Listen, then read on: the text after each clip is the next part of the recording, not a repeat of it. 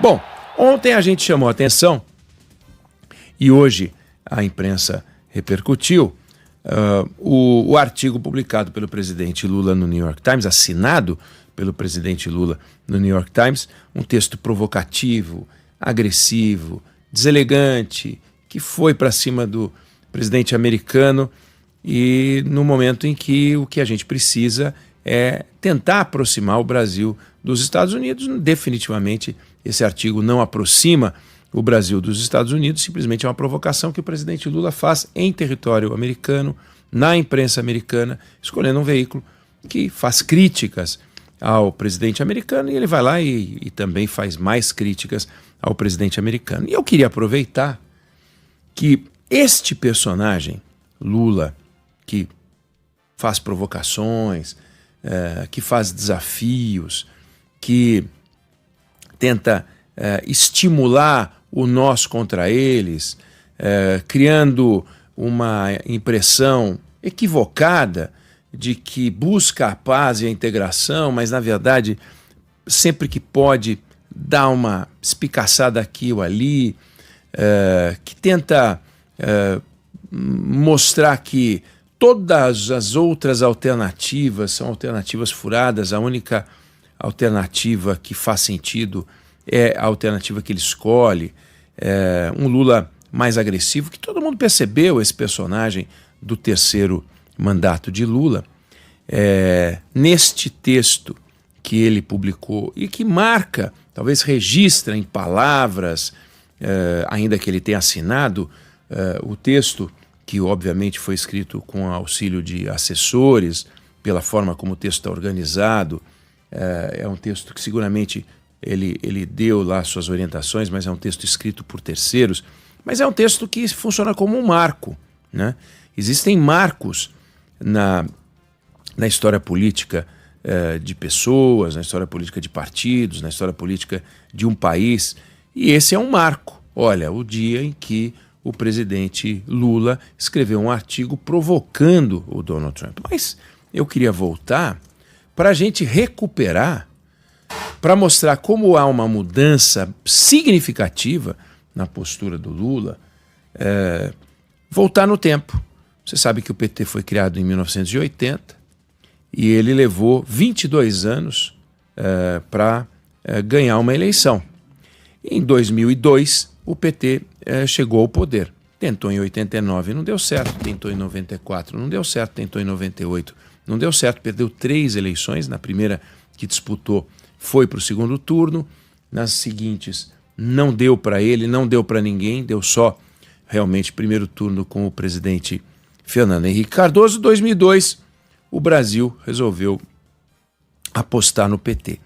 E o PT, naquela eleição, vinha com um discurso complicado, um pouco de nós contra eles, criando um temor bastante grande no mercado empresarial, no mercado financeiro, no mercado internacional, nos investidores, pela forma como o PT se posicionava e que o tempo mostrou que é uma preocupação real. Basta ver o desastre que foi a passagem da Dilma pela presidência da República.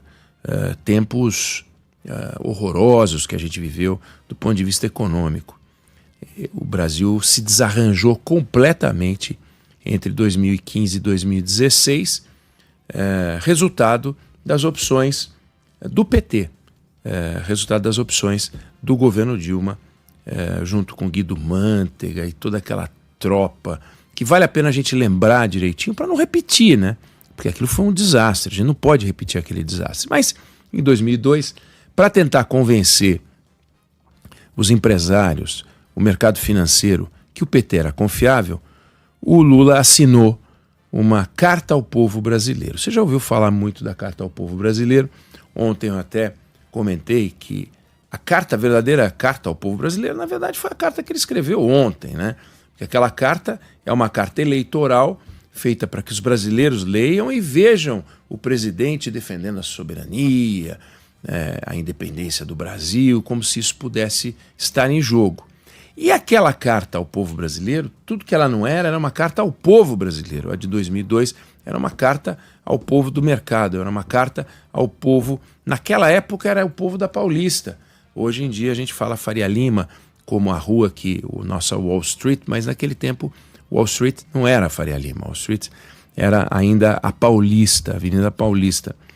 E naquela carta ao mercado financeiro, carta ao mercado internacional, o presidente Lula, assinando aquela carta, ele defendia coisas que são impressionantes hoje, se você for imaginar.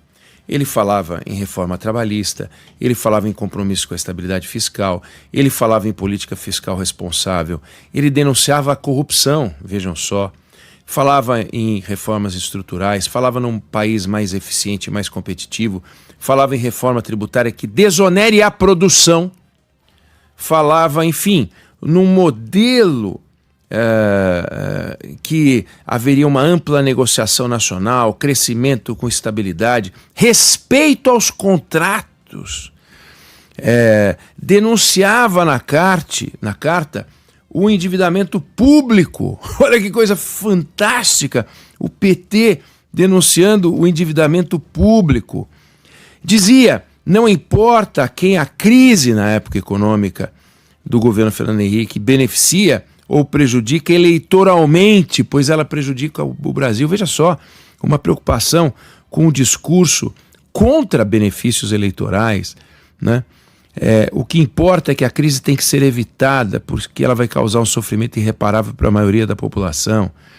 E dizia o que o governo está oferecendo para a sociedade, está tentando se aproveitar da crise para ganhar votos. Olha só, o PT, a carta assinada pelo Lula, denunciando o uso da crise para a obtenção de votos, denunciando o populismo cambial, denunciando a vulnerabilidade da âncora fiscal. Então, você lendo a carta ao povo brasileiro, falava em investimento em infraestrutura, falava em redução da taxa de juros, olha só a taxa de juros como é que está hoje, falava em recuperação da capacidade de investimento público. Esse PT é irreconhecível hoje, né? De 2015 para cá, de 2014 para cá, é irreconhecível, não tem nada a ver com aquele PT de 2002. E, para finalizar, a coroar o espetáculo que foi aquela carta, parecia até que tínhamos um país com uma preocupação liberal muito forte. Para coroar o espetáculo daquela carta, Lula explicava, não na carta, mas justificava o fato de escolher um médico para o Ministério da Fazenda. Ele escolheu Antônio Palocci, porque o Brasil estava na UTI, então ele precisava de um médico. E o Palocci deu uma primeira grande entrevista, logo no começo do mandato, em que ele falou, nós temos trecho, né? Em que ele falou o seguinte, vamos ouvir o que disse o ministro Antônio Palocci com atenção, porque combina com esse discurso de 2002, não o discurso de 2025. Vamos ouvir. Então nós acreditamos que com uma política econômica e com um projeto de país que tenha começo, meio e fim, que diga claramente para o país o que nós queremos fazer em todos os campos, no econômico, na infraestrutura, no desenvolvimento, o Brasil vai recuperar a credibilidade que merece ter. Eu acredito que se nós conseguirmos constituir uma política econômica que tenha consistência evidente, ou seja, que as pessoas percebam que o nosso compromisso não é um compromisso de palavras, mas de atos, de medidas, de gestos concretos em relação a dar ao Brasil as condições de retomar o crescimento, de distribuir renda. Preciso ressaltar que um dos fatores que faz com que a nossa economia tenha crises recorrentes é o fato de que o Brasil tem dívidas importantes no campo do crescimento e no campo social. Há 20 anos nós não crescemos, há 30 anos que a distribuição de renda está imóvel, né? Então, se nós conseguirmos preparar o país para esse novo momento, fazendo uma política econômica justa, fazendo uma política fiscal séria, controlando gastos, o governo tendo o compromisso de gastar apenas o que tem e não o que gostaria de fazer, eu acho que nós vamos apreciar o câmbio ainda mais, vamos ter bons resultados. Olha isso, gente. Olha isso. Uma política fiscal séria, o governo gastando só o que tem, não o que gostaria de ter. Você ouve o Antônio Palocci, vai na inteligência artificial e sobrepõe a voz do Paulo Guedes, é muito parecido, viu? Ele elogia, nessa entrevista que ele deu ao Roda Viva da TV Cultura, ele elogia o Pedro Malan, que era o seu antecessor. Nada de falar em herança maldita, nada de denunciar o governo anterior, ainda que a carta apontasse a crise, que era real, era evidente.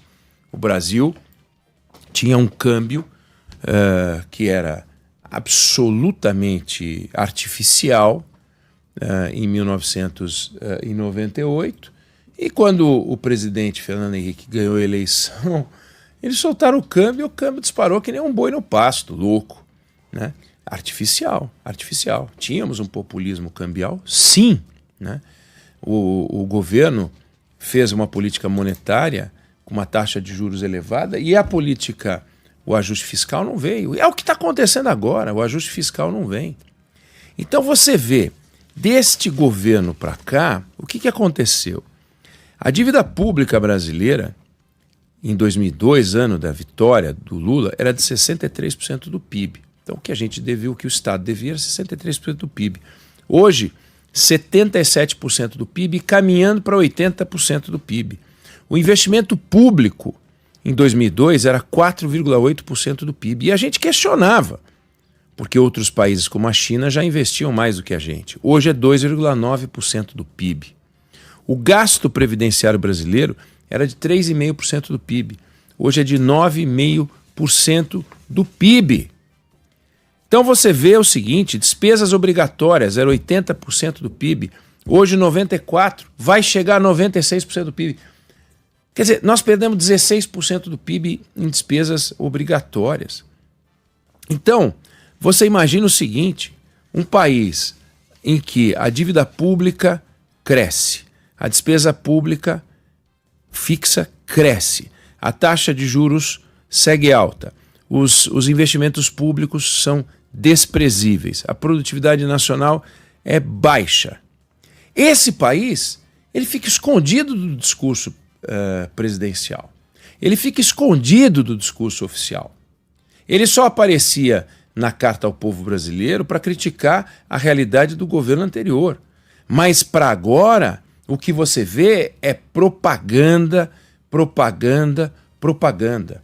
Propaganda do ministro da Fazenda, propaganda do presidente da República falando em desemprego baixo, inflação contida, crescimento razoável.